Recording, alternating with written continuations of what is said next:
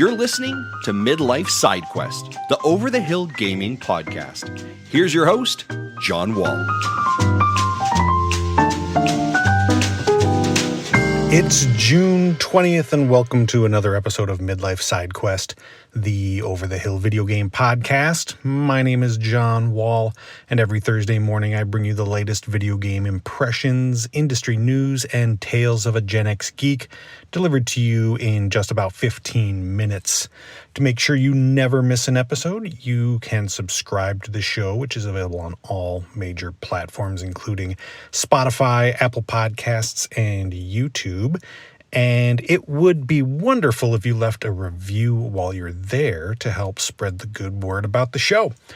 Also, look for Midlife Side Quest on Threads if you'd like to chat with me about today's show or what games you've been playing lately. I am very happy that you've tuned in today because on this episode, I'm going to be talking about the game Open Roads. But first, I'm going to be sending out this week's positive vibes to Nightdive Studios.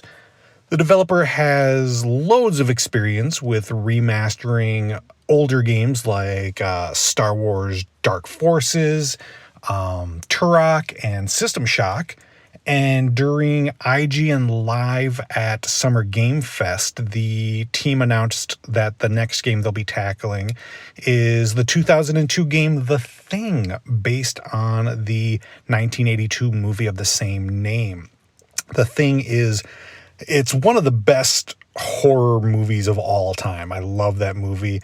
And rather than just adapting the story of the film, that game was a direct sequel that took place shortly after the events of the movie. I'm pretty certain that I played that game back in the day, but, being that was 22 years ago now, I don't really remember much about it. But I seem to recall enjoying it quite a bit. So I'm curious to see how this remaster turns out. And I'm excited to check it out later this year. So congrats to the team at Nightdive Studios on the big announcement.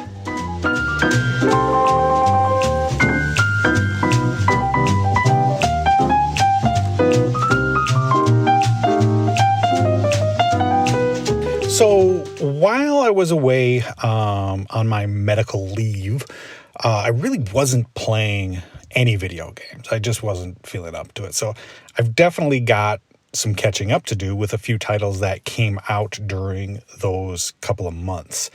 But I wanted to talk a little bit this week about the last game that I played before I had gotten sick back in April.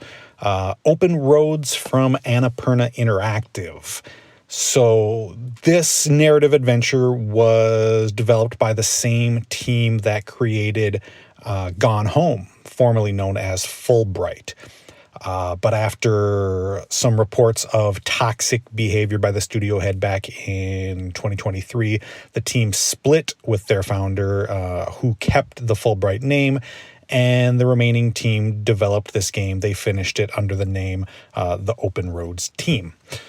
So the game stars Kerry Russell of Felicity and The Americans fame as Opal, and Caitlin Dever from Justified and the upcoming season 2 of The Last of Us as Opal's 16-year-old daughter, Tess. The game begins as the two of them are cleaning out the recently sold home of Tess's grandmother, who has passed away. And while packing up her belongings, Tess discovers a package hidden in the attic, which hints that her grandmother may have had some rather shocking secrets which she kept hidden from her family. So after a bit of convincing, Tess convinces her mother to go on a road trip to try and find out the truth behind the mysterious package, as well as her grandmother's past. So as you might expect from a game coming from the creators of Gone Home, Open Roads is all about the story, and it is light on what you would typically call gameplay. For the most part, you'll be moving about the environment, searching for items to interact with, which triggers more dialogue between the pair and moves the story along.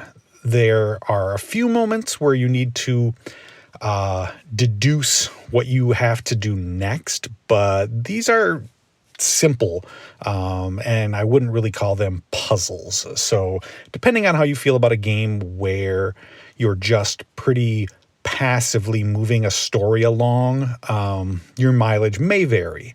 For me, I'm usually pretty okay with this as long as the story being told is interesting and good. And thankfully, I think the story here is pretty good and worth the 2 or 3 hours that it takes to get through the game. What I appreciate about the story is that it is so grounded.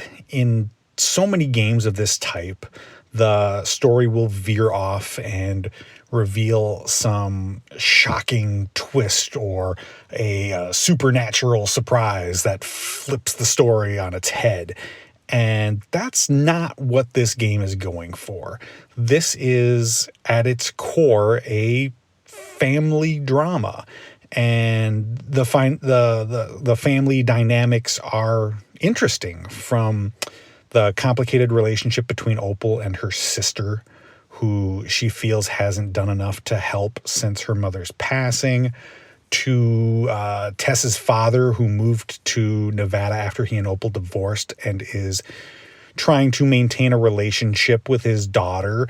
I really enjoyed seeing how the story unfolded and the interactions between the characters. And yes, there are surprises along the way, but it all feels very real for the most part, and they are dynamics that you would find in most families.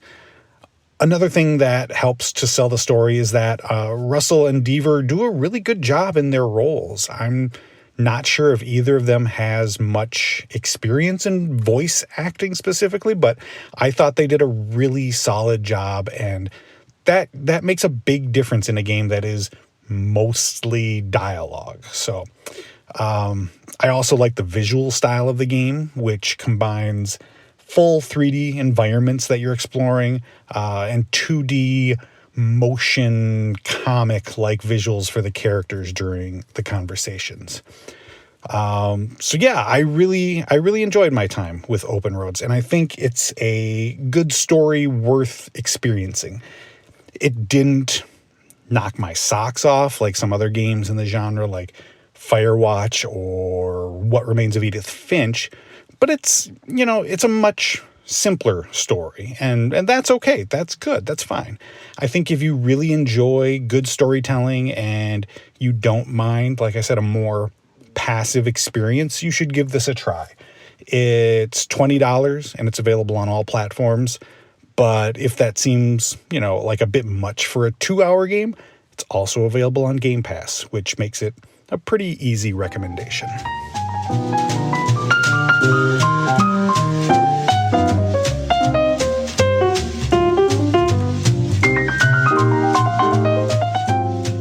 So all year long, we've been wondering what the second half of 2024 would look like for Nintendo, with no new releases scheduled, nothing announced, nothing on the calendar. Well, now we've gotten a glimpse thanks to Tuesday's Nintendo Direct, and it turns out that they have quite a bit actually planned before the Switch 2 debuts next year. So let's quickly run through some of the biggest announcements. We'll start with the 2 games that I'm personally most excited for. The first being The Legend of Zelda Echoes of Wisdom, which launches on September 26th, not that far away. A new Zelda title was not on my radar at all, and this game finally lets you play as Princess Zelda in an overhead Link to the Past style adventure. She uses a magic staff to clone, looks like pretty much anything in the world, while on a quest to rescue Link. It looks charming as heck, and I'm excited for it. The other game is Mario & Luigi Brotherhood, which launches in November 7th. I've never played this RPG series, as I didn't play a whole lot on Nintendo's handheld platforms. I think most of these games were on the Game Boy Advance and the DS. But this looks like a fun adventure that, from the look of the trailer at least, I think appears to feature co-op play, which sounds like a lot of fun. My wife was excited about it, and hopefully we can play this game together. They also showed a new trailer for Metroid Prime 4 Beyond, and while that series has never really appealed to me that much, I know this was a big deal, and there are lots of people who are very excited to play this next year. My guess is that it launches on both the Switch and the Switch 2. They showed a new Mario Party game, which looks like a Mario Party game, a remaster of Donkey Kong Country Returns, and new games for Switch Online like Perfect Dark and Metroid Zero Mission. From third parties, we saw Dragon Quest III HD 2D Remake, Marvel vs. Capcom Fighting Collection, Hello Kitty Island Adventure, and Mio Memories in Orbit, which looked like a cool Ori and the Blind Forest type of platformer. All told, it was a solid showcase with quite a few cool games coming still for the Switch. I was pretty pleasantly surprised, and it looks like the Switch is going to be going out on a strong note. So last week's question for polling at Threads was, how would you rate this year's Summer Game Fest season, encompassing all of the presentations? And 43% of you said that you would describe it as good, with 36% saying that it still needs work, and 21% said it was outstanding. So I think I agree with the majority of you, aside from the Xbox showcase, which was spectacular. I describe everything else collectively as good. So for this week's poll, I have a question that I'm genuinely very curious about. From my own perspective, there seems to have been a shift in recent years with more and more players choosing to play games on their PC and their Steam Deck as opposed to console. Console is still very popular, but there definitely seems to be a large movement in PC gaming. So this week's question is, where do you primarily do your gaming? Console or PC? I can't wait to see how that one pans out. Go visit Midlife SideQuest on Threads after the show to cast your vote, and I'll share the results on next week's episode. Thank you so much for listening to Midlife SideQuest. I appreciate you making time in your day for me. You can catch a new episode of the show every Thursday morning wherever you listen to podcasts, and don't forget to subscribe and leave a review while you're there. So until next week, be well and happy gaming.